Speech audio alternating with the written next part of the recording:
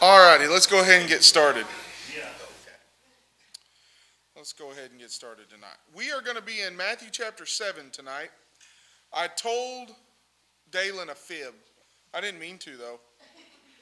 He requested a class, and I said, well, I already got my first quarter done. And then Monday, I started getting ready for that for the class that I had scheduled, and I thought, I really don't want to teach this right now. So I'm going to do what Dalen wanted. So we're going to study what Dalen wanted. And yeah, right? So we're going to study what Dalen wanted, which is common misunderstood Bible passages or misapplied Bible passages or what are some other ways to put that? Misused Bible passages. So here's the rule though, okay? So this quarter has 10 weeks of us doing classes, and I'll talk about why here in just a second. But we have 10 classes in this quarter that we're going to cover commonly misunderstood Bible passages. But I only scheduled 6 of them, which means y'all have to come up with some extras for me, because I thought that'd be a cool little thing. So if y'all have passages you want me to cover because you see that they're commonly misunderstood or something like that, or you see that they're misapplied, then let me know those. And if I don't already have them scheduled for one, then it'll go on the list. Okay? So tonight we're going to be in Matthew chapter 7, and we're going to talk about probably the reason I put this first is because, first off, I got this fancy screen at the back now, so now I can have a projector on Wednesday nights, which is fancy. But we're going to go over Matthew 7, verse 1, and the reason why I wanted to do it first is because it is commonly understood that if John 3:16 is not the most quoted verse, Matthew 7:1 is, because it is used so much today by so many people to talk about, judge not, you can't judge me, don't judge me. And so I thought it'd be good if we do that one first, and then we'll kind of start, working our way through some of the others that I've picked out next week. Next week we're going to do Jeremiah 29, which is I have plans for you to prosper and so forth, and talk a little bit about prosperity gospel and so forth. So Matthew chapter 7, I need somebody to read for me. Read verses 1 and 2, please. Matthew 7, 1 and 2. Judge not that you be not judged, for with the judgment you pronounce, you will be judged, and with the measure you use, it will be measured to you. All right, now that is not how it's usually used, is it? Usually it's used just verse 1, right? Don't judge me, judge not that you be not judged. Okay, so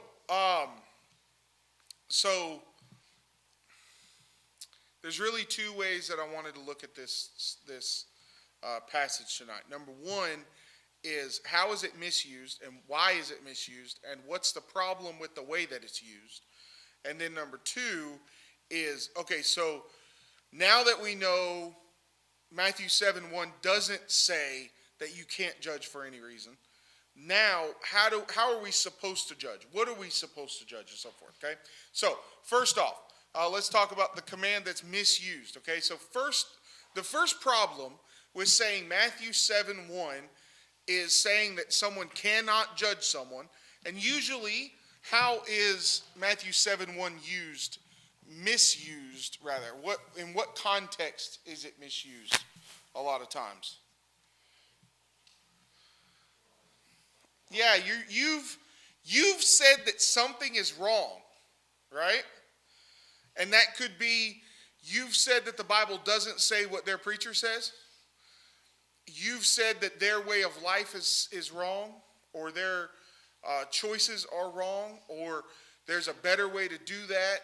And it really doesn't even have to be an aggressive affront in the situation. It can be, hey, have you ever thought about this? Well, don't judge me. Or You don't, nowadays, you don't even have to say it. The only person who can judge me is God. And then they go into whatever it is, right? So, the first problem with this is that it's against God's plan. It's against the way God set up the world, okay? The idea that you and I cannot address problems or address situations or judge, which that's what we're doing, right? If Dalen and I are riding together and Dalen is driving 100 in a 55 and I say, hey, you're not supposed to be doing that, that is judging. It's 100% judging, right? So the first reason is because it's against God's plan. God has not created the world in a way that judging is not possible, okay? He's created it to where judging is built into the way that we live. All right, so somebody get Romans 13 verses 1 and 2 for me. And then I need somebody else to get 1 Corinthians 5, 9 through 13. And they're up on the screen. And now I can see that they're on the screen because I got my fancy dancy confidence monitor. All right, Romans 13. Sorry. Let every person be subject to the governing authority, for there is no authority except from God, and those that exist have been instituted by God. Therefore, whoever resists the authorities resists what God has appointed, and those who resist will incur judgment. All right, now, Romans 13, the judgment in Romans 13:2, that is judgment from who? From God or for the governing authorities? From the governing authorities. From the authorities, right? So he goes on to say they don't wield the Gus's job when he walks in is to throw me off. What's the word? I can't even think of the word to throw me off. Anyways, so God has set up the governing authorities to make decisions. Later on he says they don't bear the sword in vain. So he's talking about capital punishment here, right? Okay, so if the governing authorities are supposed to judge, which is what God has created them for, right? God, way back in the Old Testament, the people wanted a judge or wanted a king. He created the kingdom for them, the kingship for them. He gave them that. But even past that, the plan was always for there to be people in charge, right? So you have, before David and Saul and Solomon and all the kings of the Old Testament, you have the judges, you have the priests, the high priests, and so forth. So there was always supposed to be someone in charge. And so now, when we live in 2024 and we have these governing authorities, their job is to judge things. Now, that brings into a lot of consideration of whether or not they're doing that in a godly manner, whether or not they're making decisions that are supporting godliness, which I think all of us can argue that they aren't, but also that sometimes they do, right? But that has nothing to do with it. Romans 13, who was in charge of the government in Romans 13 when Paul wrote that passage?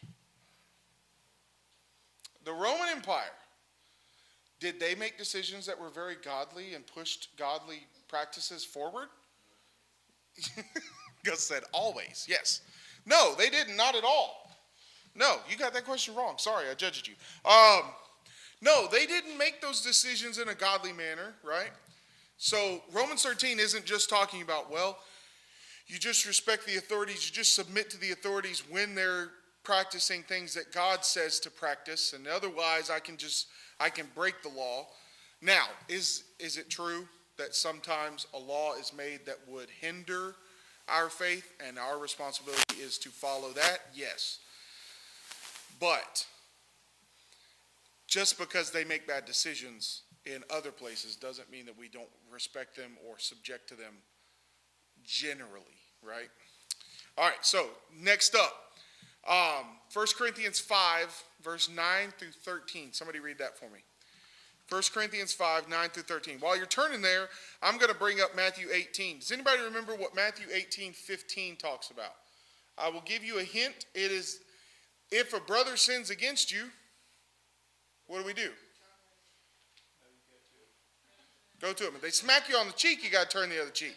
They sin against you, then you go to them, right? And then if they don't listen, what do? Take somebody else. And if they don't listen to that, what do? Tell it to the church. And if they don't listen to the church, you count them as a sinner and a publican, right? Not a Republican, publican. Different things. Although in some cases, no, anyways, but I don't like either one of them, so I'm good. But the practice of judging is inherent in the government that God allows to continue, that he tells Christians to subject to. It's inherent in if Ron sins against me, I'm supposed to go to Ron, right? Well, how can I judge if Ron has sinned against me if I'm not allowed to judge? If I can't say Ron has done something wrong, then I can't go to him and say that he's done something wrong. And that's literally the situation in which this verse gets misused the most, right? Something has been done against me, or something has been done that is wrong. I go to that person, I mention it to them, they say, don't judge me. This literally happened less than a week ago to me. All right, so 1 Corinthians 5, 9 through 13. Somebody bring that up. Read that for me.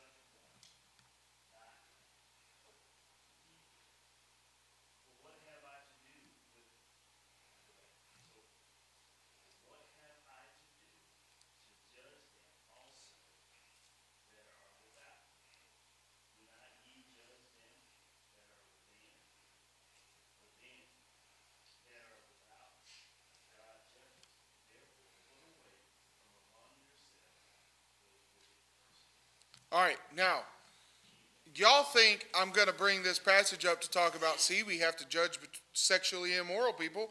We have to discern whether or not they're sexually immoral, which is true. However, there's another aspect of judging in 1 Corinthians 5, 9 through 13. Can you figure it out? Can you find the other aspect of judging? Not just whether or not they've committed idolatry or sexual immorality or fornication or so forth, but there's another aspect of judging someone. Yeah, whether they're inside or outside the church. If they're outside the church, Paul says that's not the same conversation. You can't leave the world, right? We live in a world now with 8 billion people in it. Where are you going to go to find a place where there aren't people? It's not really possible, right? There's an old, he's not a clean comedian by any stretch of the imagination. But he made a joke one time that was, we always hear about these starving people all over the world. Why don't we just move them to where the food is instead of having to take the food to them? You can't go anywhere in this world where there aren't people, right? Even in the places where it's not hospitable, there are still people. I saw a guy on the internet the other day that lives on Antarctica, like the South Pole. He lives there. He's a researcher or whatnot, and he was showing what he has to wear to go outside in the negative 100-degree weather. So if you thought it was cold last night, I think Katie and Ron might just die if they had to go down there. Anyways, but you can't get out of the world. But that's not what Paul is discussing in 1 Corinthians 5. He's talking about people who are inside the church and are acting in ways that are contrary to kingdom principles, right? To godly Christian living. They're living outside of that. So it doesn't make sense for us to say that judging is wrong just because of that. Now let's go on to number 2. It's against common sense. So we've kind of talked about this already, but somebody get 1 John chapter 4, verse number 1 for me. This is weird teaching a class with a projector. It's been a long time since I did this, so I'll have to get used to it again. First John, you teach off your iPad. Oh, yeah, that's true. Yeah, you do. Yeah, that's right. Super Christian. Yes, we snuck it in the first time. This is awesome. Anyways. All right, 1 John 4. We're going to get sidetracked now. 1 John 4, verse 1. Somebody read that for me.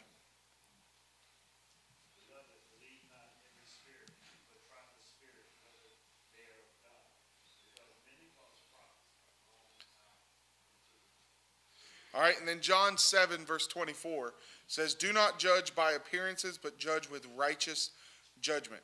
There is no way that you and I, when we get to this next section about where what are we to judge or how are we to judge, there is no way that you and I can live as Christians without judging. Because we also have to judge ourselves, right? 1 John 4, 1. Beloved, do not believe every spirit, but test the spirit to see whether they're from God. Why? Why are we supposed to test the spirits? Just so we can learn something new? So we can apply it, right? All right, so it's against God's plan. It's against common sense. And then finally, it's against the basic moral distinctions that are found in the passage of Matthew 7. So turn back there. In the passage where the verse is written, right? I saw one preacher has done this same series of lessons. And you know the old thing, Straight Outta Compton? He put straight out of context. And then he used just the context around it. And I thought about doing that, but I figured we'd go a little extra. But, all right. Do what? No, it's what's it called? It's fan art. It's public domain. What's the word I'm looking for? Anyways. All right, so Matthew chapter 7. Look back. We already read verse 2, right? So whatever judgment you render, you're going to be rendered back to you, right? Whatever you sow, you're going to reap. Same concept. All right, Matthew 7, 5. You hypocrite, first take the log out of your own eye, and then you'll see clearly see the speck out of your brother's eye. He doesn't say, take the log out of your eye so that you can live faithfully. He says, so that then you can do what you're supposed to be doing, right? All right, Matthew 7, verse 15. Somebody read that one.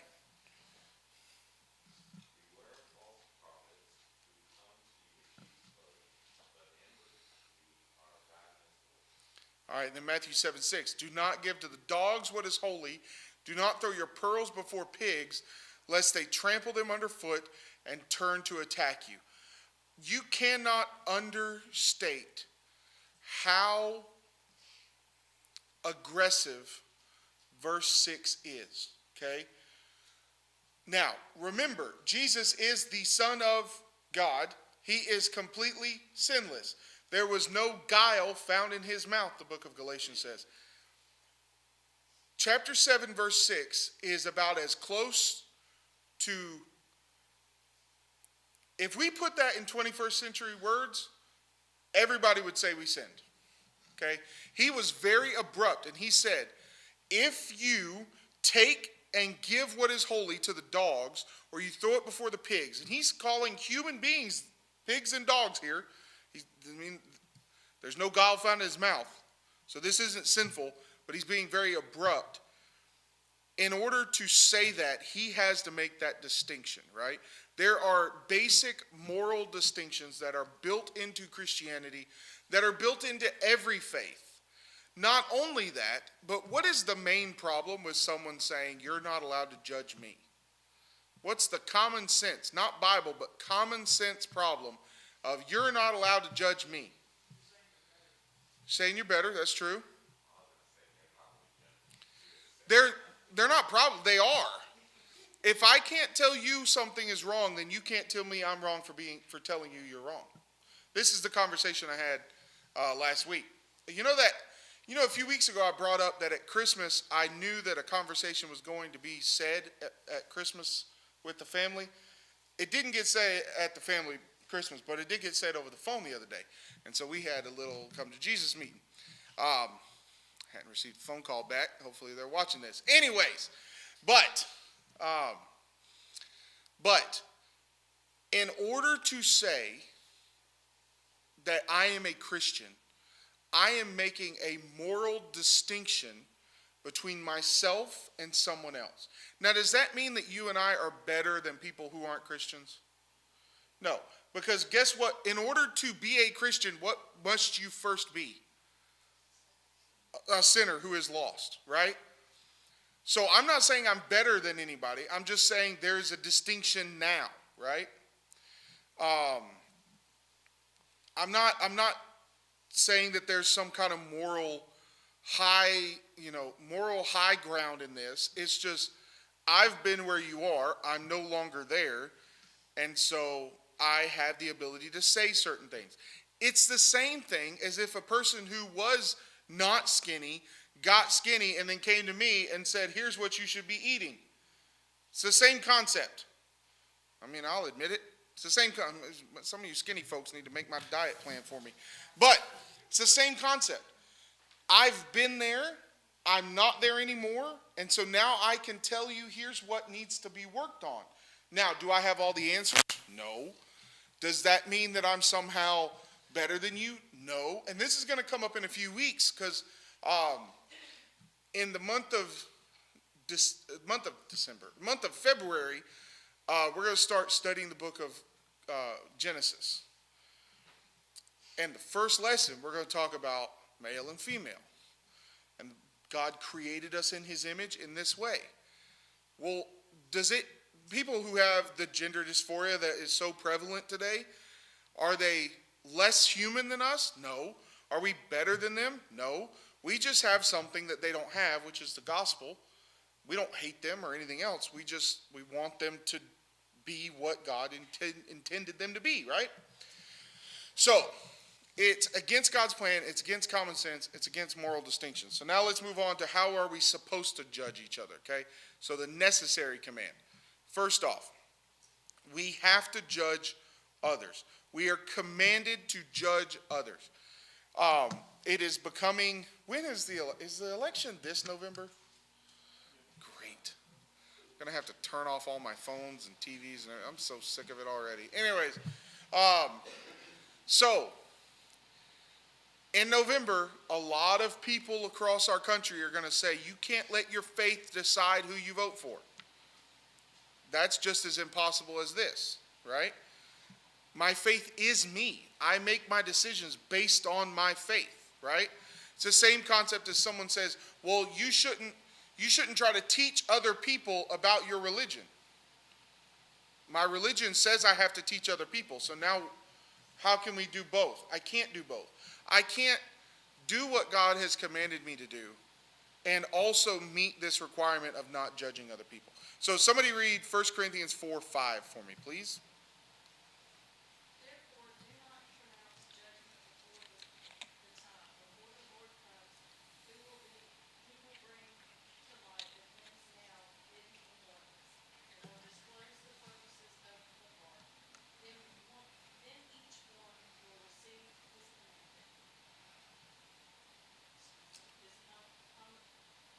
Commendation. commendation from God. All right, so we've already talked about we are commanded to judge other people by common sense, by God's command, and by the moral distinction of being a Christian. Here's where the rubber meets the road. Matthew 7:2 says you're going to be judged with whatever judgment you render onto someone else. Matthew 7, I just forgot the verse.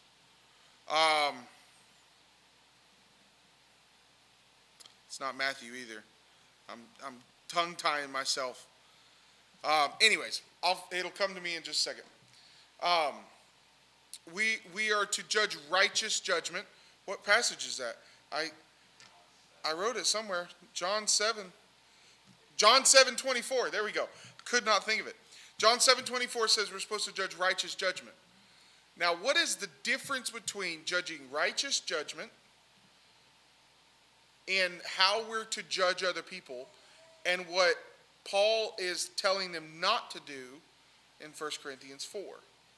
There's a line there somewhere that Paul draws in the sand. Where is that line? So we're supposed to judge people We're supposed to make sure that we help people and bear their burdens, Galatians 6:1. We're supposed to teach people the gospel. In order to teach someone the gospel, you have to ascertain whether or not they are Christians. And in order to do that, you have to judge them, right? Also, righteous judgment is you judging off the Bible, because regular judgment is you judging off your opinion. True? Yeah, absolutely. But also, there's a final judgment there in 1 Corinthians 4, right? So, you and I are supposed to judge people. It's commanded. However, number one, we judge righteously. We judge based off what the Bible says.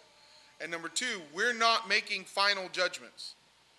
One of the worst parts of ministry is preaching a funeral, because the family only wants you to say good things and only wants you to say that their loved one is in heaven, especially if you never met them. If I've never met them, I have no bearing on this, right? I'll get you one second. Have y'all ever heard the I think it's a joke. I don't think it actually happened, but it's a preacher story of this preacher gets a call, and this brother calls and says, brother so-and-so, my brother has died, and I want you to preach his funeral. And he says, okay.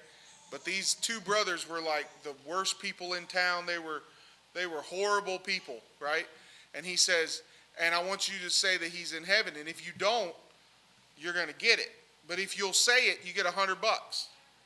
And he said, okay. And so they get there to the service, and he says, you know, so-and-so was low down. He was a thief. He was a drunkard.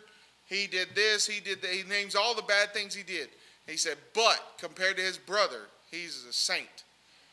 And he said, now give me my $100. Because he did exactly he did both at the same time, right? But, yeah, we're not allowed to place the final judgment on someone. What are you going to say?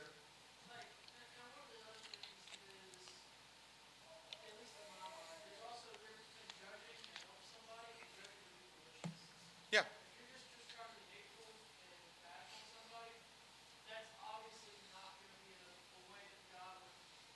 Yeah, for sure.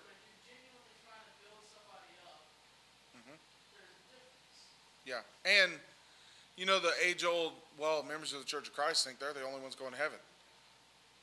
I don't think most of us are going to go, if you're going to be honest. Like, I think there's a lot of people that go to Churches of Christ that aren't going to be there either.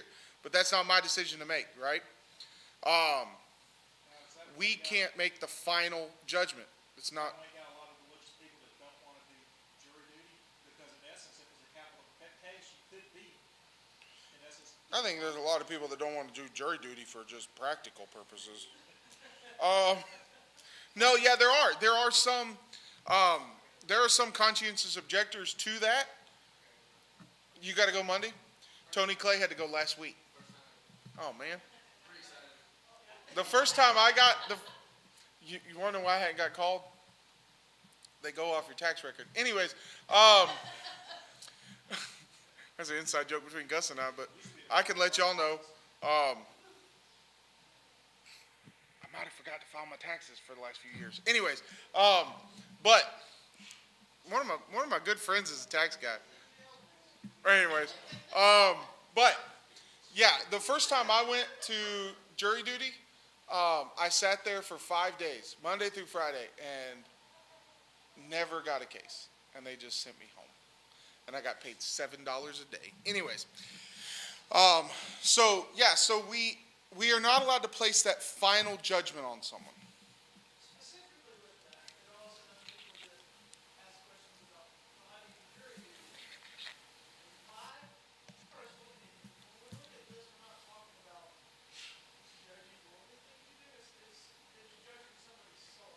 Right.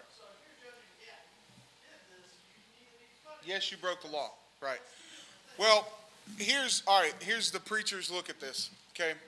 Romans 13 says that the government holds the right to judge in civil matters, right? Yes, 100% it does. Our government is made of the people, by the people, and for the people, which means that I am a part of the government when I'm exercising that role. If I'm called for jury duty, I'm part of the government now for the next however many days this is going to take.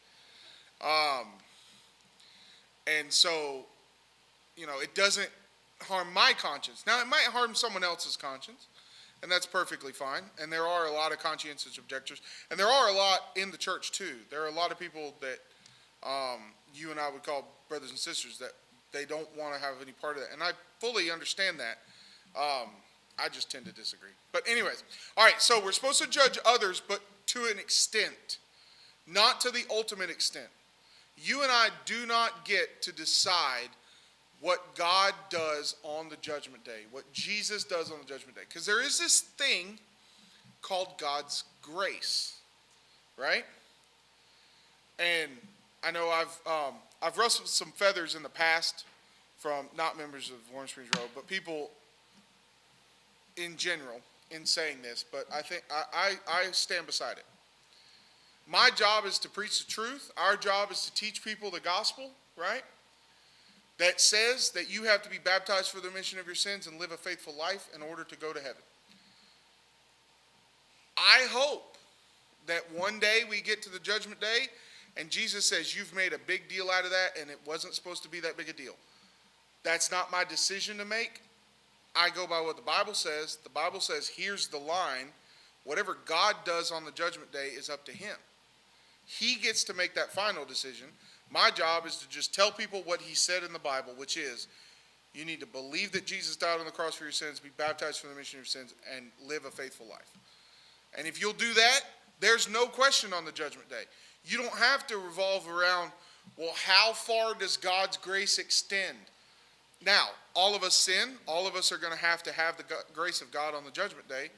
But at the same time, there are a lot of people that are resting their eternity. Was that stop, collaborate, and listen? There are a lot of people that are resting their eternity on, well, God knows my heart. Don't judge me. That's dangerous, right? If the Bible makes it clear, then we are to judge that, but only to that extent that we're not making final judgments. All right, number 2, because we just got a little bit. We have to judge ourselves. Somebody get Luke 12:57. Somebody else get Romans 2:3, and then somebody else get James 2:12.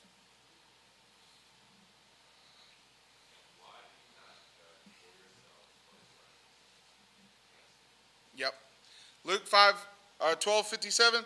Why do you not judge for yourselves what is right? All right. Romans 2:3. Somebody get that for me.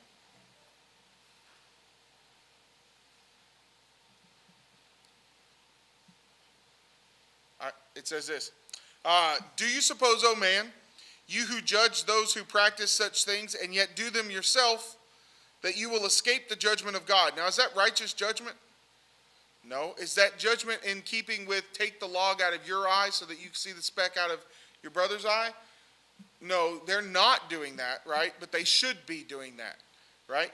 You who are judging the Gentiles, you Jewish people, because they're so bad and so horrible, and look how sinful the Gentiles were in the Old Testament. Well, you're doing the same thing. You need to be judging yourself, right? All right, somebody get James 2:12 for me.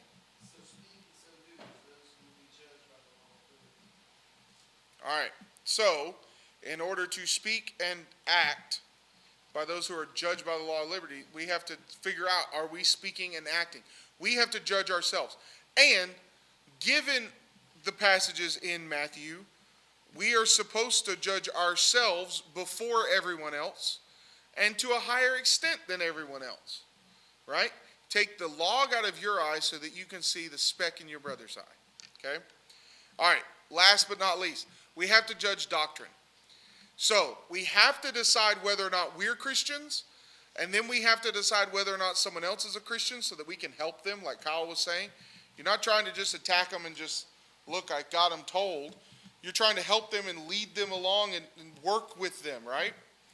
And I think a lot of the problem with this statement, you can't judge me or judge not that you may not judge, the quoting in Matthew 7:1, it's usually said in those situations where the person is just trying to get them told, right? Someone who feels like you're genuinely trying to help them is not going to use this statement, right? if I have a problem and I know that Kyle really wants to help me with this problem, and Kyle and I have this relationship and we're talking about this, and I genuinely know that Kyle is trying to help me, I'm not going to say, well, don't judge me, right? I'm going to say, hey, how can you help me? Now, sometimes we go to those people that we have those genuine relationships with, but for one reason or another, they don't feel like we're trying to help in that situation, right? Also, how would you handle a situation where you are genuinely trying, and everybody else knows you're genuinely trying, this person is not a Christian and has no desire to, and then they're going to throw that at you, because that has happened so many times. Then you say, hang on a second, and you pull up Warm Springs Road Church of Christ YouTube channel, and you send them the link of this, and you say, hey, no. Some people are just not going to realize that you're trying to help them, right? Also, is it a matter of understanding that you want to, or do they care to want to? That's true too. Yeah. Sometimes you have the person that they don't care. They don't want to be helped, right? I'll never forget, and it's been said a whole bunch of times since then. I've heard a lot of people say it since then, but I will never forget.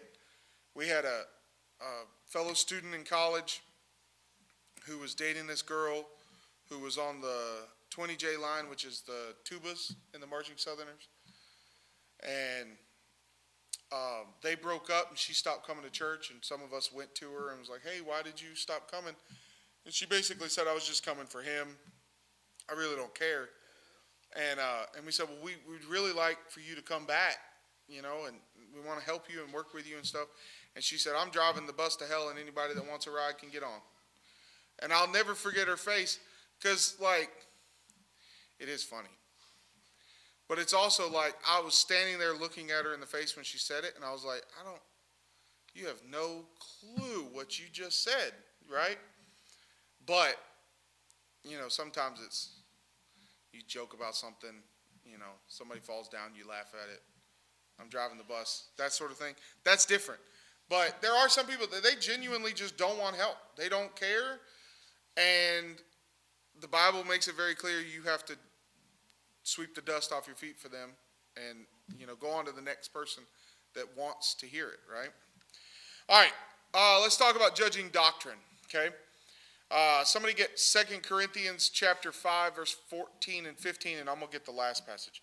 2 Corinthians 5, 14 and 15, please.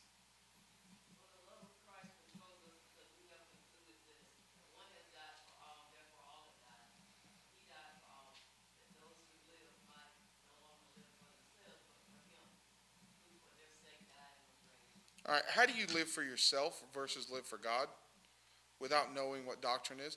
Doctrine is the teaching of your faith, whatever faith that is, right?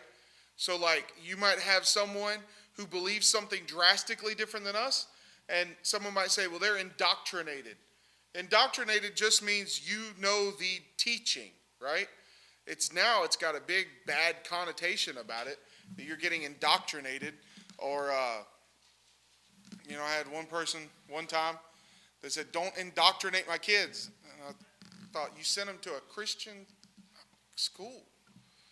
And I taught the Bible at the Christian school that you pay a lot of money to send your kids. This is when I was faking like I was a substitute teacher, but all I got assigned was K3 classes. So imagine just 30 Matthews running around.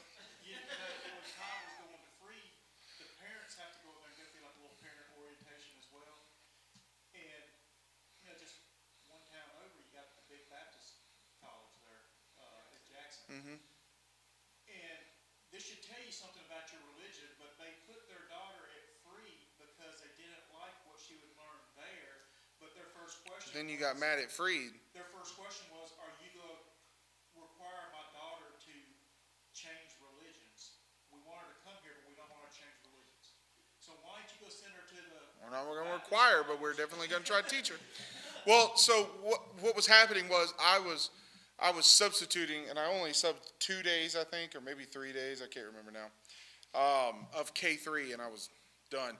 But I did tell them that I would teach in chapel anytime. And so I spoke in the chapel one morning, and the kids' parents were there, and I was asked to teach about baptism, and what is baptism, why do we do it, but also understand that most of these kids are way too young to be baptized. So I taught, and I feel like I did an okay job. And after it was over, this parent came up and said, "You're indoctrinating my kids to be baptized. Baptism doesn't save you." And I thought, you sent them to a school at a Church of Christ. Did you not Google us or anything? But to be indoctrinated literally just means you learn the teaching. In order to learn the teaching to live for Christ, he died for all, so that those who might live might no longer live for themselves, but live for him who for their sake died. In order to do that, we have to judge the doctrines. All right, last but not least, Colossians 2:16 through 19. Therefore, let no one pass judgment on you in questions of food or drink, or with regard to a festival or a new moon or a Sabbath. These are the shadows of the things to come, but the substance belongs to Christ.